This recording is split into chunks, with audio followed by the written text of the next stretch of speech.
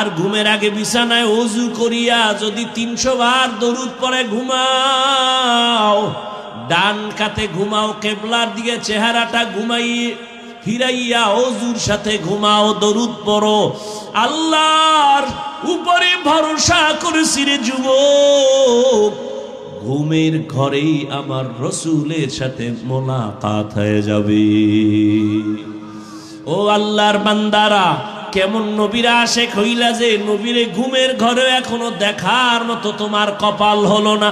বুঝা গেল তোমার ইশক এখনো পরিপূর্ণ হয় নাই, তোমার জবানে দাবি আছে, কাজের বেলায় নাই। এখনো সময় আছে, তওবা করে নাও। এখানে যে কেউ চাইলে আসতে পারবে না, কেউ চাইলেই বসতে পারবে না, কেউ চাইলেই বসার পরে দোয়া করে যেতে পারবে না।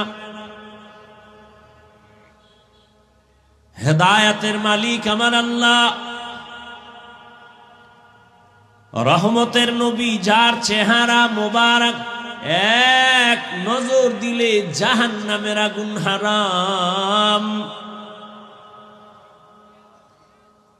কেমন মায়ার নবী আমার, যে নবীর চেহারা মোবারকে এক নজর দিলে 1 সপ্তাহের পেটের ক্ষুধা মিটে যায়, নিবারণ হয়ে যায়।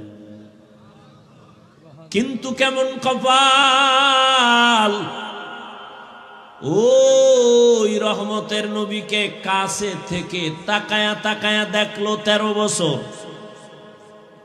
রহমতের নবীর শ্রুতি মধুর কণ্ঠে বয়ান শুনলো কানে লাগায়া 13 বছর। কিন্তু কপাল বড় খারাপ, কালেমা জবানে পড়ে নাই। এমন পোড়া কপাল্লার নাম জানেননি? হ্যাঁ, এর নাম কপাল। 13টা বছর নবীজিকে দেখলো, 13 বছর নবীর বয়ান শুনলো, কালেমা কপালে আসে নাই।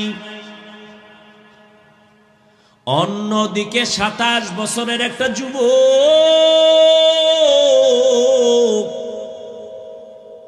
তরবারি নিয়ে যায় আমার নবীকে জবাই করার জন্য। রহমতের নবীর চেহারা দেখে তরবারি ফালায় কর, রহমতের নবী আমারে কল্লাটা তরবারি দিয়া কেটে দেন, তবে কল্লা কাটার আগে আমাকে কালেমার রশি গলায় পড়ায়া দেন। এ আমার কলিজার যুবক বাবারা, কেমন একজন নবী পেয়েছো, দুঃখ বুঝলি না, নবীরে চিনলি না। যে নবীকে একটা নজর দেখার জন্য বহু বছর পর্যন্ত পাহাড়ের গুহায় একটা সাপ অপেক্ষা করতেছে, নবীকে দেখবে এক নজর। কেমন নবীর আশিক, গর্তের একটা পিপিলিকা বলেন হে মালিক,